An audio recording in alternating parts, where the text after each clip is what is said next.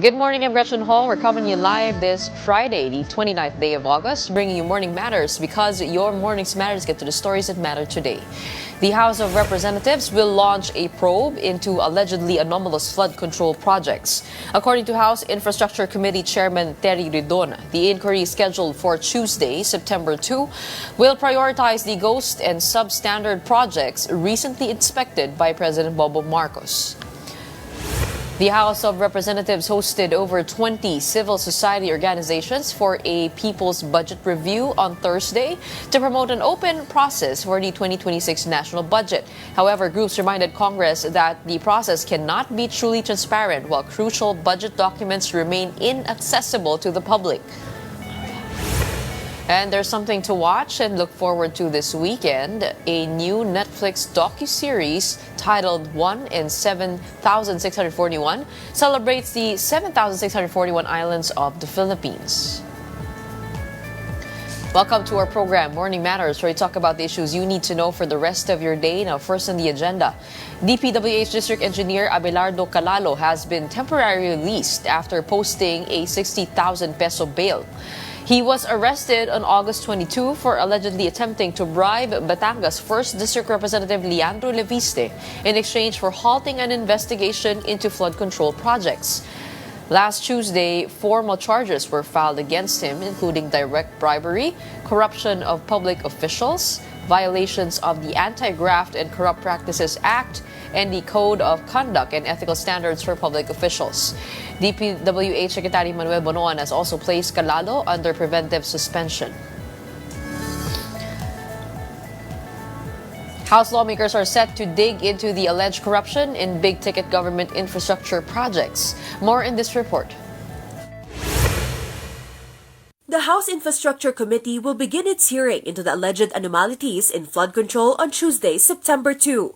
According to Committee Chairman and Bicol-Saro Party List Representative Terry Ridon, the first agenda will focus on the so-called ghost and substandard projects earlier inspected by President Bongbong Marcos in Bulacan.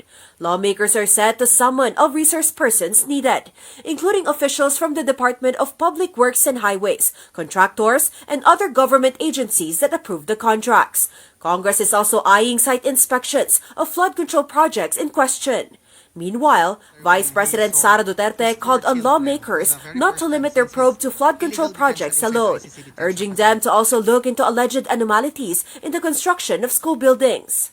Huwag tayo tumigil sa flood control projects dahil noong 2024, last year, nagsabi na ako, sa school building program pa lang ng Department of Education, pinaghati-hatian na ng members of the House of Representatives, pero walang nag-react.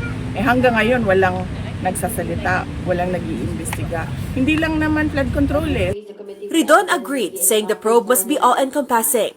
Tama ho yun. Actually, very important po yung binabanggit niya. Dapat ho all-encompassing, no? Yung pong review ng all infrastructure projects. And very important din po na talaga ho hindi lang tayo limited. In fact, I think the mandate of the Infrastructure Committee is not naman just po on flood control projects. No? It includes all infrastructure projects. And more importantly, it includes a very expanded timeline. But Manila 6th District Representative Benny Abante challenged the Vice President to present evidence to support her claims. Ang nais natin lamang sa kanyang sinasabi that she would produce evidences.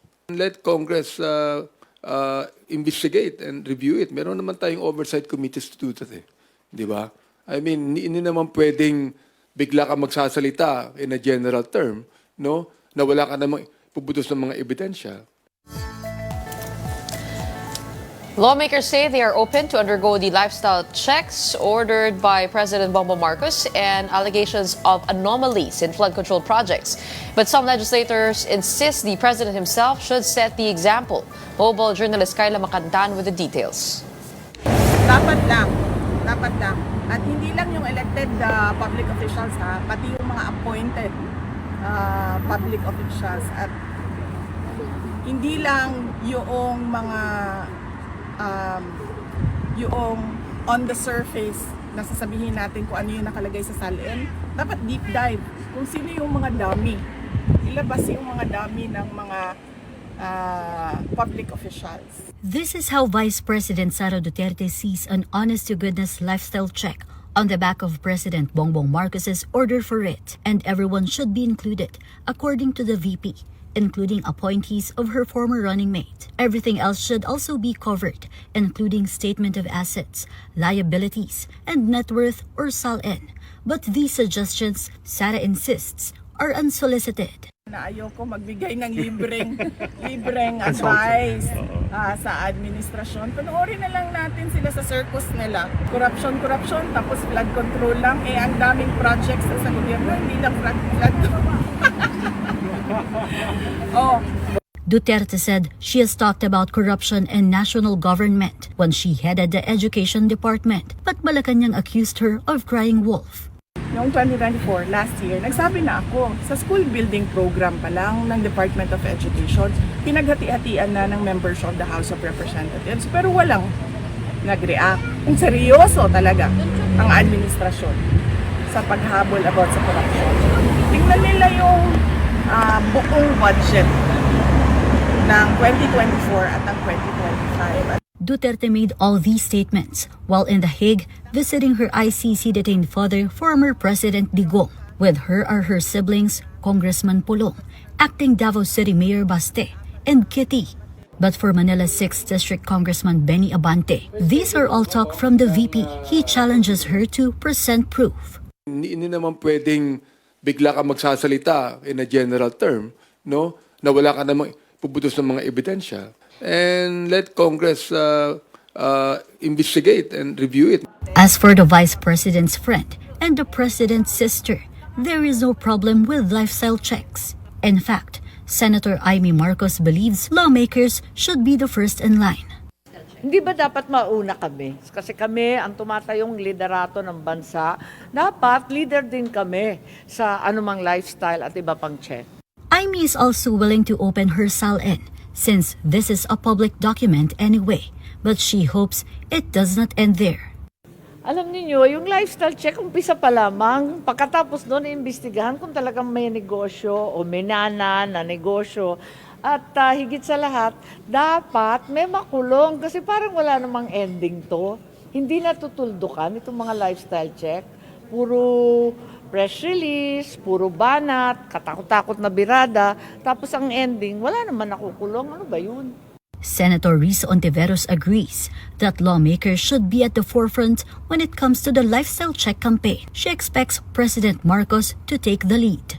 Akala ko ibig niyang sabihin, kaming lahat sa anumang branches of government. Pero kung sasabihin niya executive lamang, edi okay, kung ganon, maaring voluntary sa aksyon ng Senate President at House Speaker o sa aksyon ng Chief Justice ng Korte Suprema. In the realm of possibility, sumali yung ibang branches of government. I think isa lang naman ito sa maraming pwedeng o dapat gawin.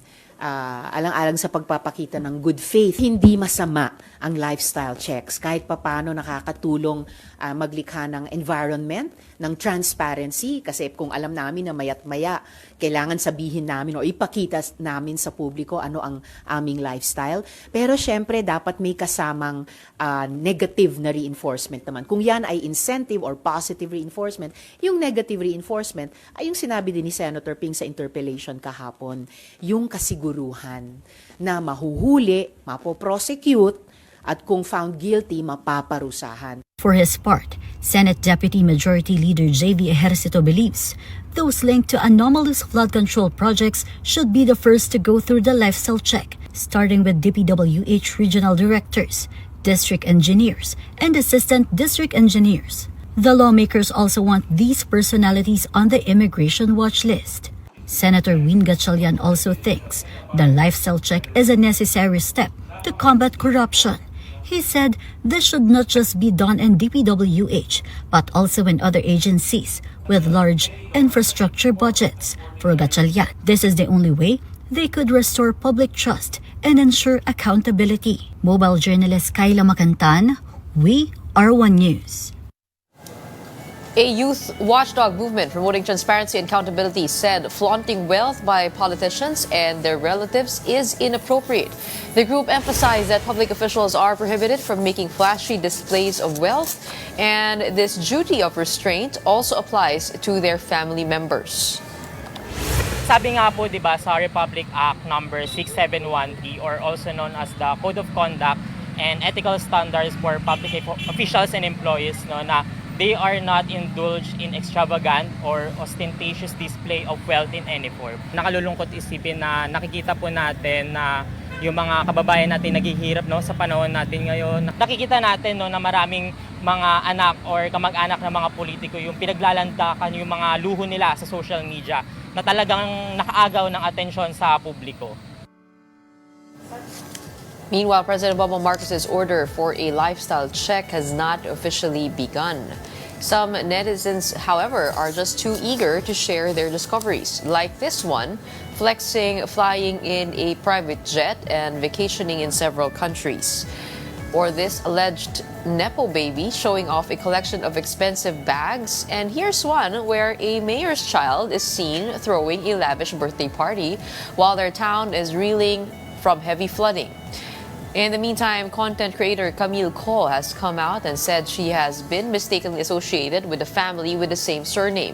In a series of posts on X, Camille clarified that she is not related to the political clan being linked to controversial flood control projects. She emphasized that she is not an heiress and is working hard for her family's future. Up next, civil society groups are urging Congress to pass a Freedom of Information law and to increase budget allocations for education, health, and agriculture. All that and more when Morning Matters returns.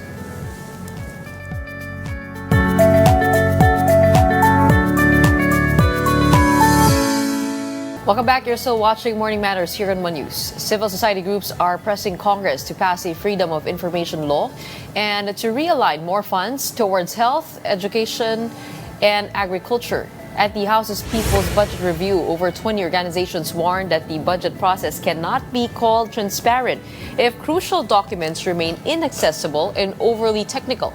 Groups questioned the 275 billion peso flood control allocation, urging lawmakers to prioritize classrooms, hospitals, and food security. They also called on Congress to scrutinize confidential funds, including the 4.5 billion pesos lodged under the Office of the President. Now, joining us now to dissect this is economist Emmanuel Leico, Senior Fellow at the Center for People Empowerment in Governments, and former University President of Pamantasan ng Lungsod ng Maynila. Magandang umaga po sa inyo. Welcome to our show. Magandang umaga, Gretchen. I'm glad to be back. Kumusta po kayo? Let's take a look at this budget, this 2026 proposal, the National Expenditure Program, which is about 7.4% higher than the 2025 budget at 6.7 trillion pesos, 22% of GDP. As an economist, as a professor, and as a good governance advocate, can you enlighten us on how the totality of the budget is, created, and is it reasonable to see it go up every single year? Because if we remember, last year was an election year, or actually this year is an election year, and next year is not. Shouldn't we expect the budget to become lower? I don't think the budget should be a function of the electoral period. The budget should reflect the requirements, the needs, the development needs of our people.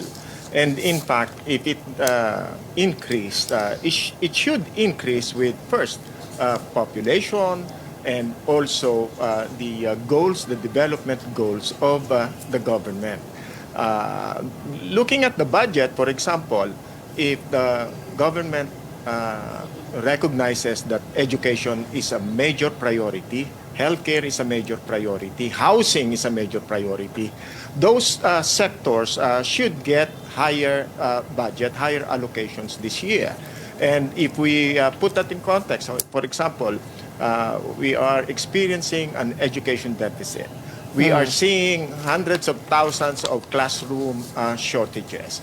Allocating a measly amount of a few billion pesos for classroom construction definitely is not going to create a dent in the classroom shortage problem.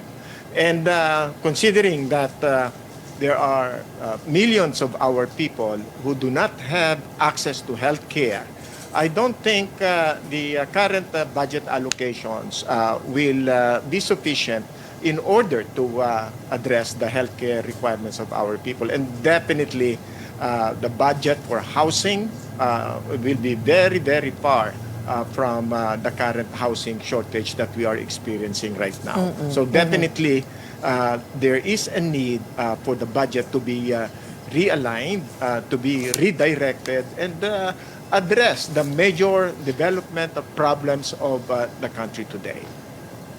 If we are seeing a lack of or a shortage of budget towards the sectors that you mentioned, and if you say that the budget reflects the values and priorities, what do you see now with this budget? Where could we take some piece of the pie and transfer it to those sectors? Well, yesterday I attended the People's organizations oversight, overview, or review of the budget. I think that was a good start. And listening from the contributions of the delegates or the representatives in that meeting, they definitely said that we need to allocate more for social sectors. And they spotted the continuing confidential and security intelligence budget that they say they could not be justified, considering that the national defense already has a big chunk of the budget. Why would there be a need for a separate confidential and intelligence fund? If the national defense and the police cannot provide the security for our people, for our government officials, I think there is something wrong with that. And therefore, we have to make sure, we have to further scrutinize why is it that confidential and intelligence fund will be required for public offices. How about the DPWH fund?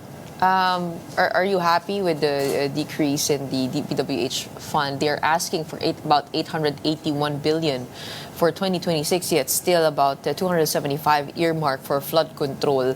Bumaba na po ito. Naalala ko, there was an uproar dahil umabot po ng trilyon yung budget ng DPWH. As eventually, with the revised version, they diverted some of the funds to the education sector.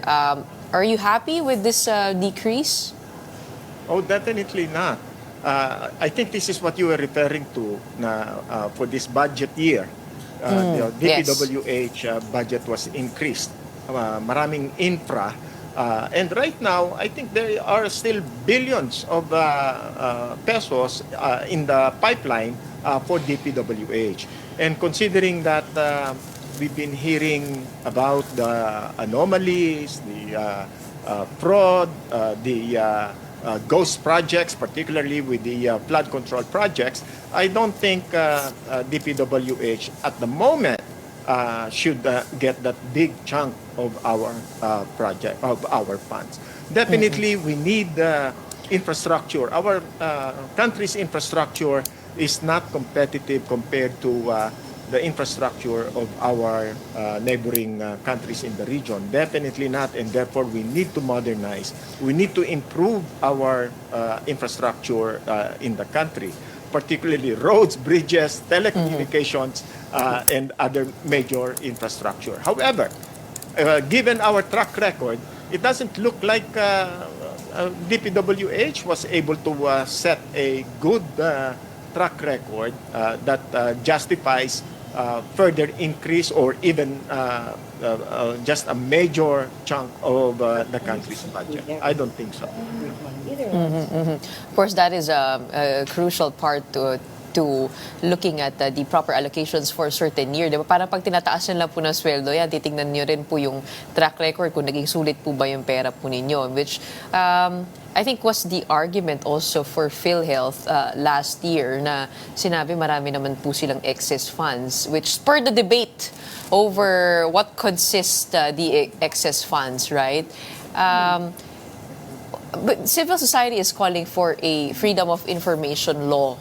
From your perspective, how would an FOI make this budget process genuinely transparent?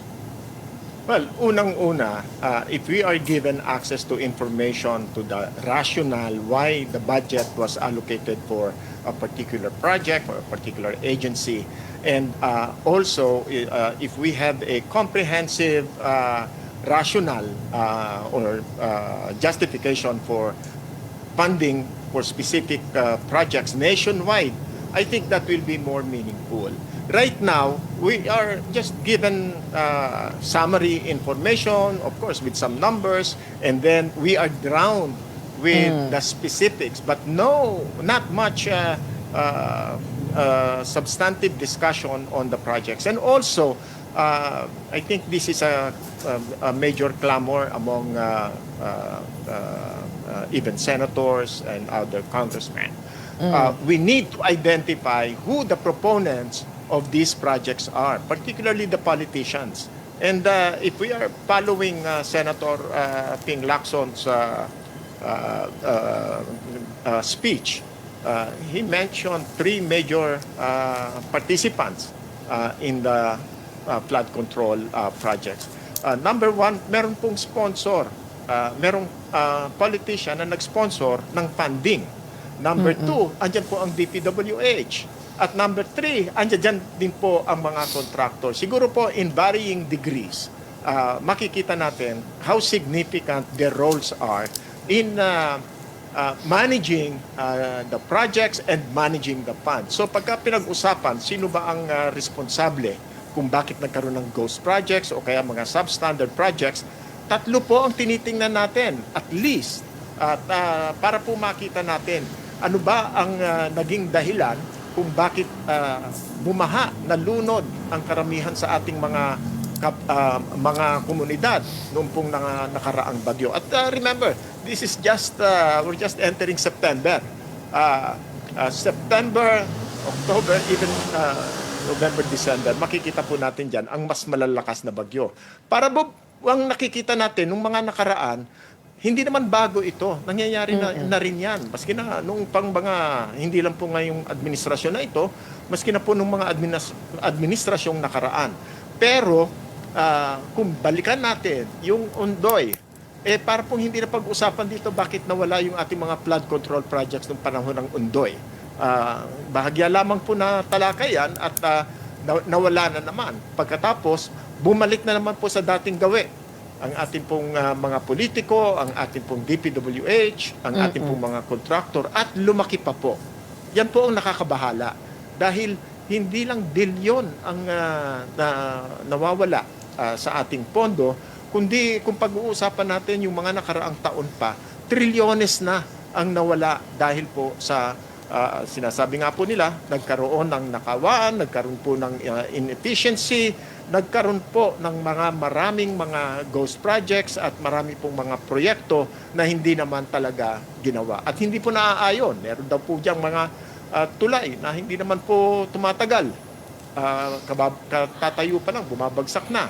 At meron din pong mga proyekto, meron pong mga daan na parang saan ba pupunta itong mga daan na ito? Ito ba ang developmental objectives ng ating pamahalaan?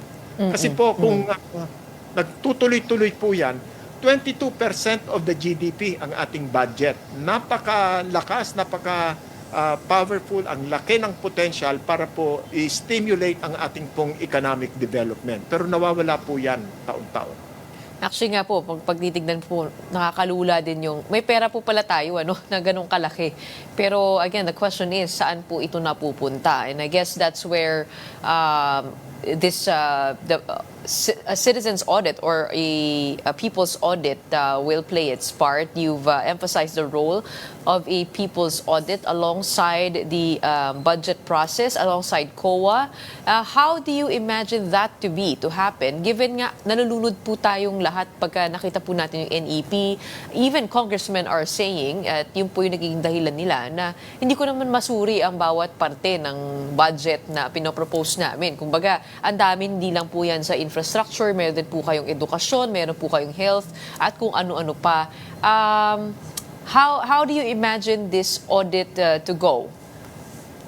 Yung pong dami at laki ng halaga ng mga proyekto na pinopondohan ng pamahalaan, yan po ang isang pinakamahalagang dahilan kung bakit po natin kailangan isama ang mga mamamayan sa pagpapatupad at pagmamatyag sa paggastos ng ating pondo. Hindi po kakayanin yan ng isang ahensya. Katulad po ang COA mismo, sila ang nagsasabi, hindi naman nila kaya na i-audit lahat yan. At ang pagka po infrastructure, kailangan po dyan may mga inhinyero, kailangan po dyan may mga civil engineers na titingin.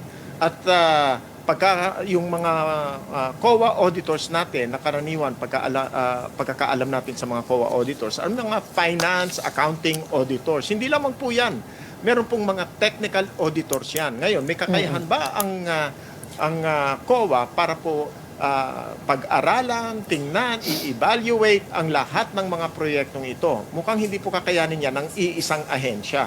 Kaya po kami mula sa Senped ay naglalayon na pakilusin ang ating pong mga mamamayan sa komunidad. Unang-una, hindi naman po lahat ng audit ay technical. Kung minsan po, kailangan lang makita mo, matuntungan mo, maamoy mo, may proyekto pala dito o wala.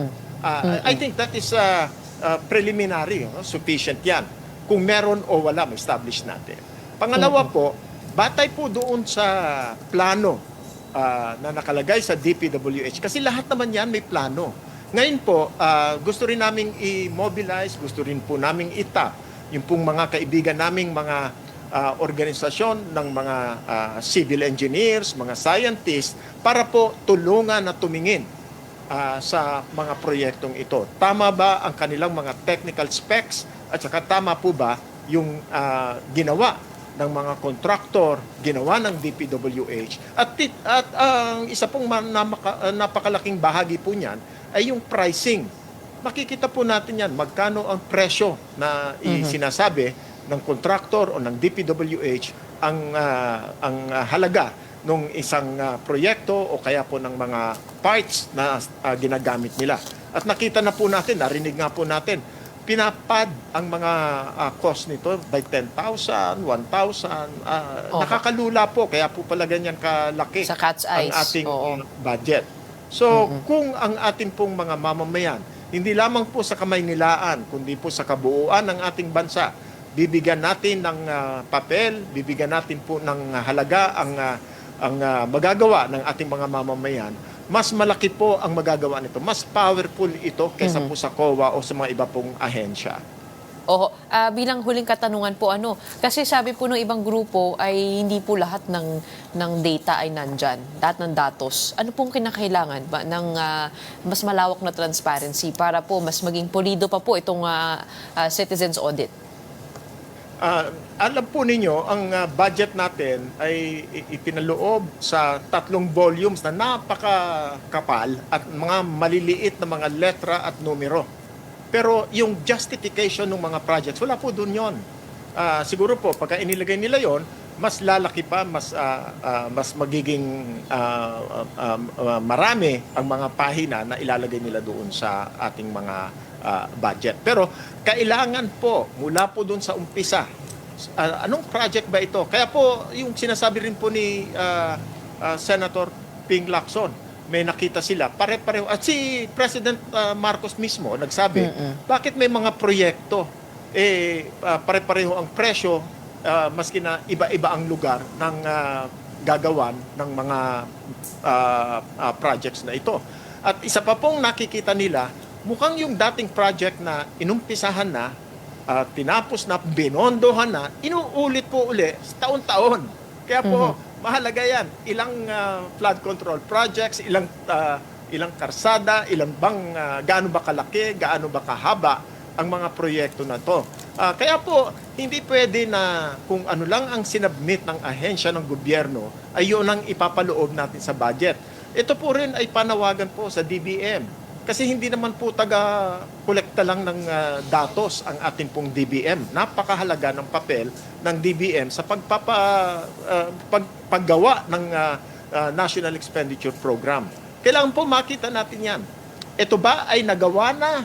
Bakit may 77 million? Bakit natin pinapalusot? Hindi po ba tayo nagduda na 77 million, kaunti lang ang pagkakaiba. Halimbawa, ilang piso lang ang pagkakaiba. Sa proyekto sa isang barangay, sa kabilang barangay. Ano ba yan? Pare-pareho ba ang kanilang kalagayan? Mukhang hindi naman po ito yan kapanipaniwala. Kaya hindi po dapat nakalusot yan. Okay, so yun po, no? So siguro mga 20 libro na budget po doon po sa mga justification. Pero you made good points there. Tama naman ho. We're gonna need the expertise of different professionals to be able to analyze the budget. And one thing is for sure, I'm glad we are taking this route.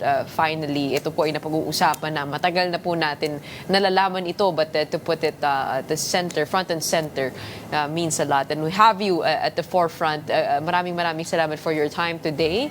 We have Professor Emmanuel Leico, Senior Fellow at the Center for People Empowerment and Governance and former University President of the Pamantasan ng Lungsod ng Maynila. Maraming salamat po at magandang umaga po sa ating lahat. Coming right up, Netflix has launched 1 in 7,641, a new docu-series inspired by the 7,641 islands of the Philippines. We'll discuss this with the mother and daughter duo, DC-based chef Danielle Comerford and former White House executive chef Chris Comerford. Stay tuned. Morning Matters will be back after a quick break.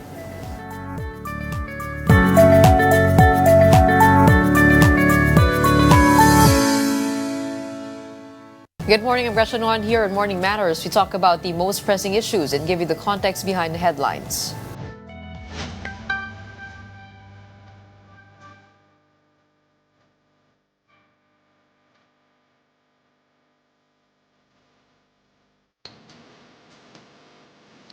Netflix has released a new docu-series entitled 1 in 7,641, inspired by the 7641 islands of the Philippines. The series follows young Filipinos raised abroad as they return home to explore their heritage, culture, and identity. In this episode of Kain Tayo, Washington, D.C.-based Filipino-American chef Daniel Comerford embarks on a culinary journey across the Philippines. The episode highlights how cuisine preserves traditions, tells stories, and builds a sense of belonging for those rediscovering their culture. 1 in 7,641 debuted on Netflix on August 27. And to talk more about this docu-series, we have Washington, D.C.-based Filipino-American chef Danielle Comerford with us. And with her is her mother, Chef Chris Comerford, the first Filipino-American executive chef of the White House. Good morning. Magandang umaga sa inyo. Welcome to Morning Matters. Good morning. Good morning as well. Hi, okay. It's so nice hearing from you. Tell us all about, I guess, first of all, this show. How did it come to be, and what roles do you play in the production?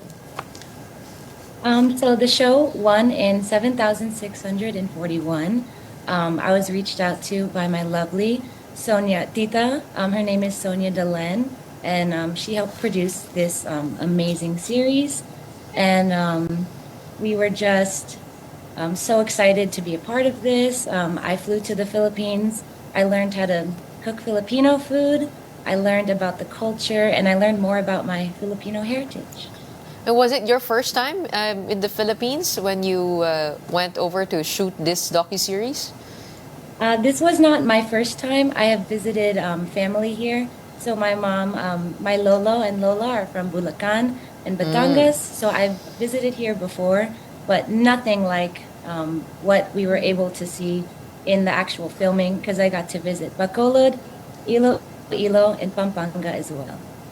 Of course, we're very, very proud of your mom. She is, of course, the first Asian American and has served the first Filipino American executive chef of the White House. She has served 5 U.S. presidents and 8 administrations.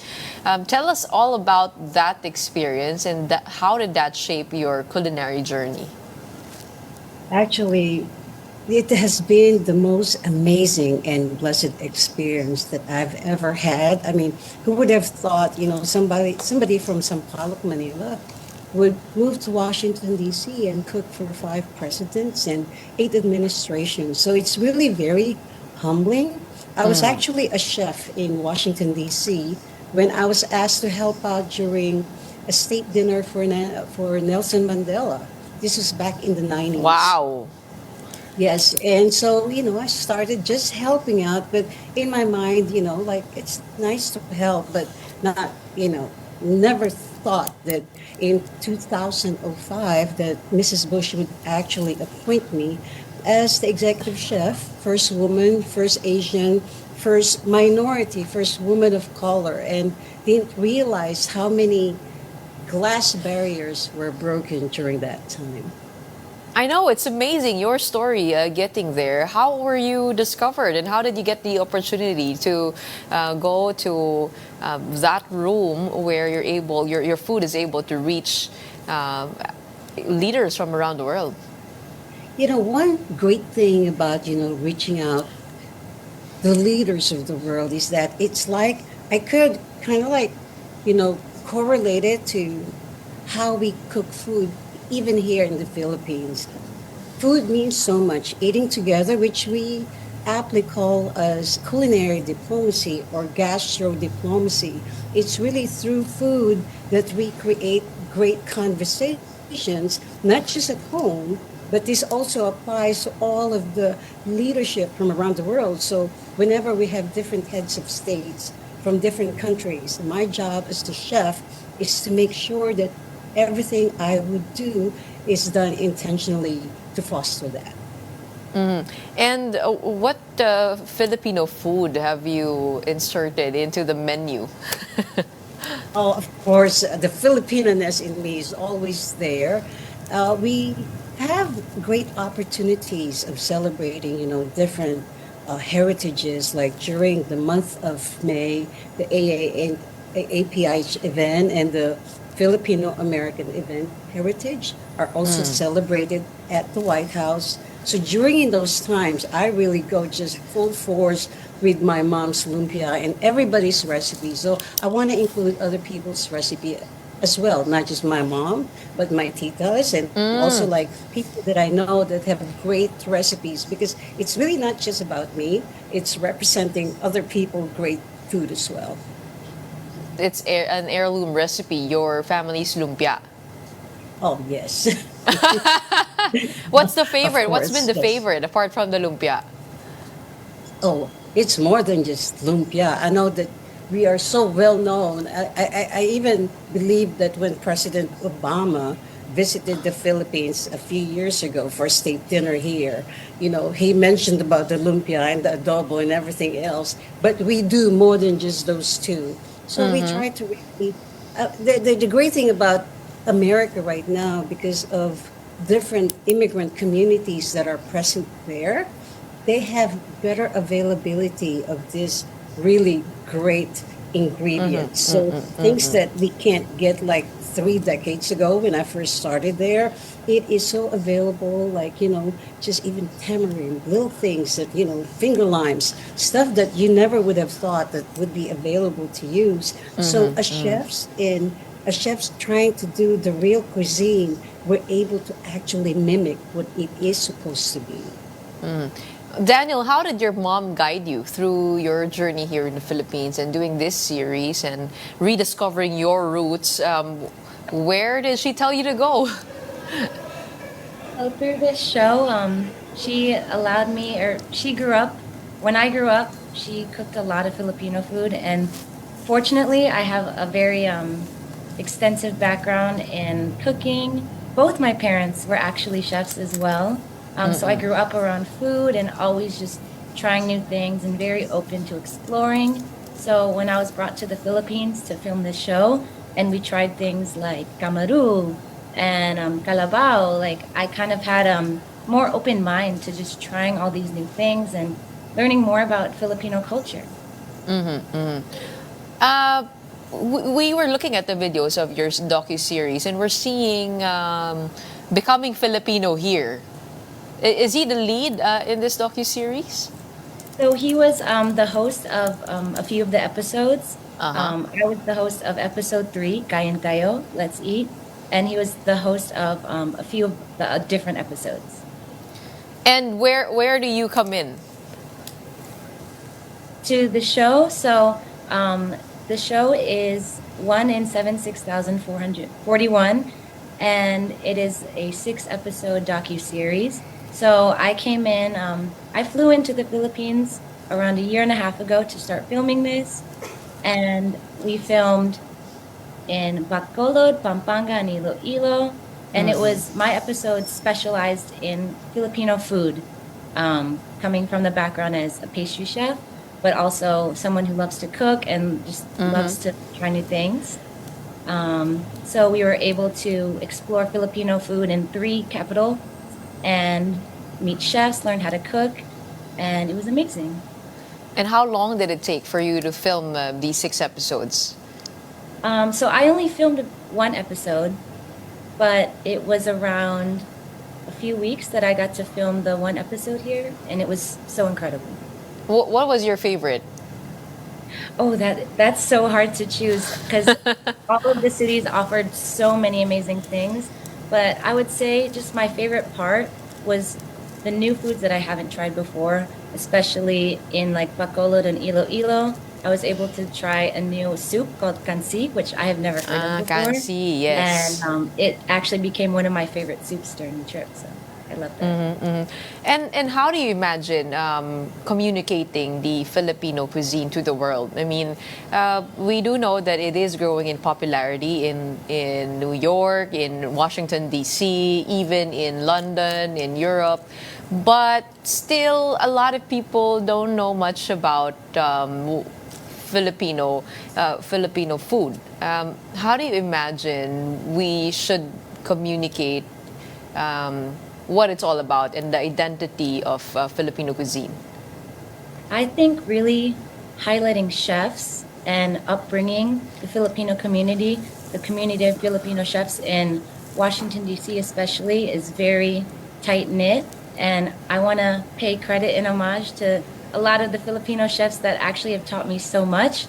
Chef Paulo Dunca, Chef Julie Cortez, Chef Jaron Felipe. I work with them and they're amazing Filipino chefs in Washington, D.C. And they have taught me so much about my Filipino culture and identity and just how to like function in the kitchen and just become a better culinarian.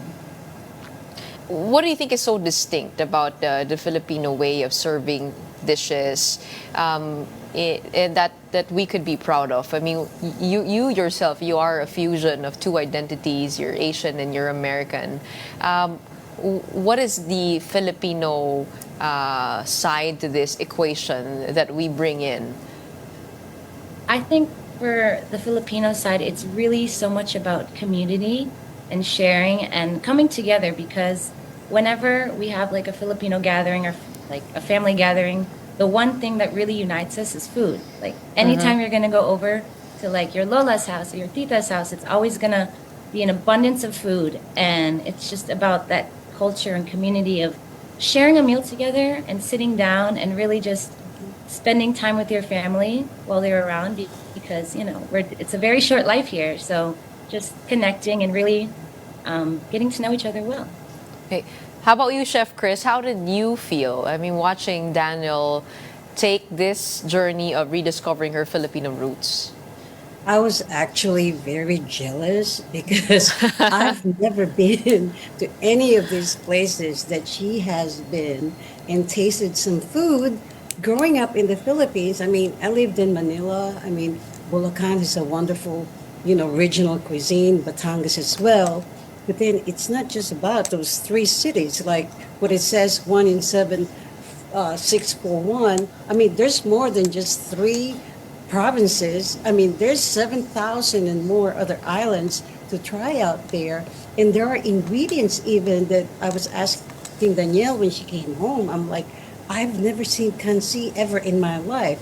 So she's tried dishes that I've never even tried in my life. So I'm just so happy for her.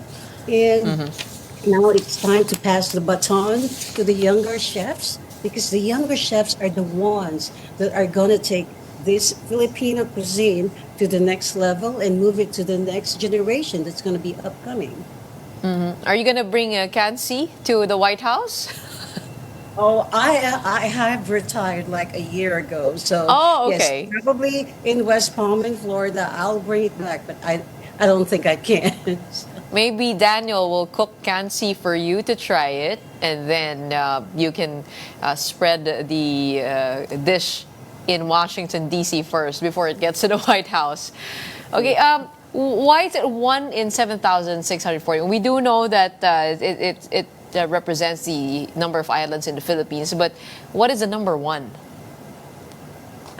For me personally, I would interpret the 1 in 7,641 as like myself becoming and going back to the Philippines, the homeland, and kind of doing my own journey. Like, I'm one person, I'm just one girl. For me, I'm just a girl. I'm just going back to the Philippines to really learn and discover and just like explore things that I've never explored before, meet new people. And it's really about like one person's journey, but really collectively all of us. So like getting to just know yourself more and learn more about yourself and your culture and just growing as a person. And when could we watch this docu-series? Is it showing now? Yes, so 1 in 7,641 is available now on Netflix. It's available in the Philippines, US, all English-speaking territories. So. And how do you hope Filipino cuisine will evolve, both in the Philippines and abroad, for the next generation and for Asian Americans like you? Well, hopefully, I think this show will bring so much light to the Philippines and a lot of like my friends and family that I'm showing this show to and that are starting to watch it now on Netflix. They're discovering the Philippines, like, because they've never seen a lot of these places, and they're really highlighting like, oh, the Philippines is more than just Manila. It's more than just, one island. It's 7,641. So it's just really amazing to see, and hopefully, in the future, it would be nice to even do maybe another trip like this, or even another season, to even highlight more parts of the Philippines that we didn't even get to show during this trip. And you need to spend years here to be able to discover what the Philippines can offer. But for Mommy Chris, when are you coming back to give us a try? I mean, of your cooking. Yeah, I mean, my hope as well is that, we are all, the chefs are great ambassadors. So, but we tend to be on the food side, so we're food ambassadors. But food is such a uniting, element that I really want to come back. I want to share what I know, because I have learned a lot from my mom, my lola, my tias and tios, because in Batangas the men cook. In Batangas, when I was growing up, all the women were the one cooking. So I really want to share as well, what I know, because it's really passing it to the next generation and not holding back the recipe like, oh, it's a secret recipe, it's just for my family. No, food is about sharing, because it's really what means to it's uniting the table. That's good to see you reorienting your daughter, Daniel, with her Filipino roots. And we hope to have you both over here in the Philippines. And hopefully we could take a bite from all the secret recipes that you have served leaders, again, from around the world. Maraming salamat for joining us today and talking to us about your journey. 1 in 7,641 is showing now on Netflix. Do tune in and give yourself a treat. Now don't go away. We got more matters to discuss after the break. Keep it here on One News.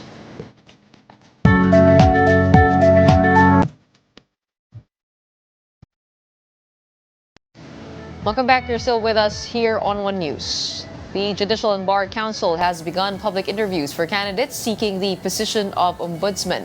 Here's the full story. The Judicial and Bar Council has started its first round of public interviews for ombudsman applicants. This follows the retirement of Samuel Martires, whose 7-year term ended last July 27. The question centered on the issue of public access to the statements of assets, liabilities, and net worth of Salen.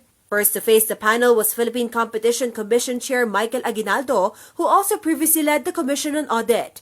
He said he would review Salen policies to strike a balance between transparency and constitutional rights. Interior Undersecretary Romeo Benitez also appeared before the panel. He stressed that rules on Salen disclosure should be set by law, not just memoranda, to avoid conflicting interpretations. Private lawyer Johnny Caroche Vestido and Court of Appeals Associate Justice Bautista Corpin Jr. likewise expressed support for Salen disclosure. People deserve to know kung ano ba yung mga properties. Kasi kapag naging government officials ka, ino-open mo yung buhay mo sa public. And kasama na yung SALN sa pagbibigay niyan. Kasi kung wala ka namang itinatago, hindi na kailangan pigilan yan. Karamihan na sa mga government officials natin ay hindi nahihiya. Ibabalik natin sa kanila yung hiya niya. Ibabalik natin yun sa kanilang hiya. Kailangan, pag ako naging ombudsman, isa sa mga gagawin ko yung name and shame talaga. Kailangan magkaroon sila ng mga hiya sa katawan dahil nakakahiya naman sa mga Pilipino. So sila lang yung mga mayayaman, nagpapasarap sa pera ng taong bayan, samantalang yung mga tao ay naghihirap. The last applicant interviewed was retired Court of Appeals Associate Justice Stephen Cruz. Meanwhile, in a separate ambush interview, the applicants were asked about their position on lifestyle checks.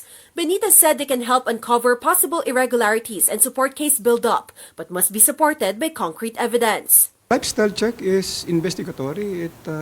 It is part of a possible case build-up, and I think everybody who is privy or connected, either by consanguinity or affinity to the public officials subject of the lifestyle check should be included.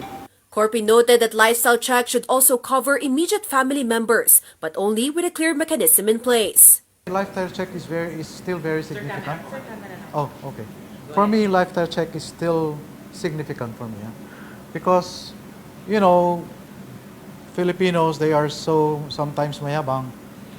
Whenever they have money, they flaunt, and it just shows that if you have some assets that are not expected of you to have, because the means of acquiring it is kind of beyond your means, in that case, there is a reason for a possible inquiry by the Ombudsman.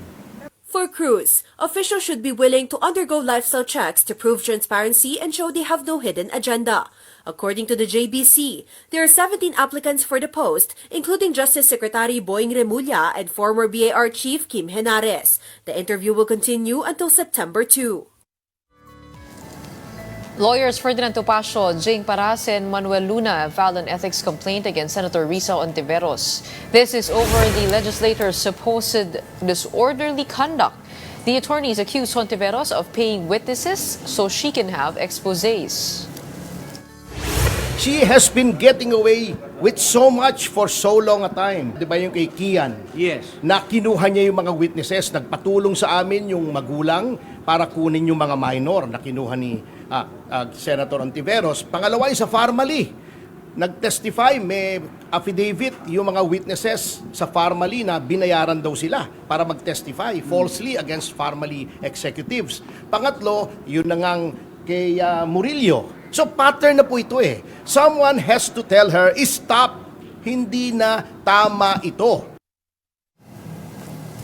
Ontiveros, for her part, dismissed the complaint as recycled lies and harassment. Still, she stressed she is ready to face the charges. Recycled lies, harassment, ano pa nga ba?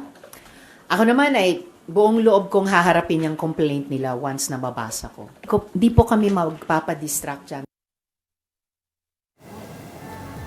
Let's move on over to weather. Tropical depression Jacinto has exited the Philippine area of responsibility.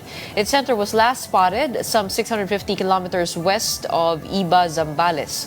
The tropical depression continues to move westward away from the Philippine landmass. Still, it could be a rainy weekend for several areas. This as Jacinto's trough triggers rain showers over the regions of Ilocos, Cordillera, and Central Luzon, as well as in the provinces of Quirino and Nueva Vizcaya. Metro Manila and the rest of the country may experience scattered or isolated rains due to the southwest monsoon or habagat. And that wraps up today's episode of Morning Matters. We hope we've given you the right start to your morning. Let's go ahead and make the day and the weekend matter. My name's Gretchen Ho. We are One News, all sides, all the time.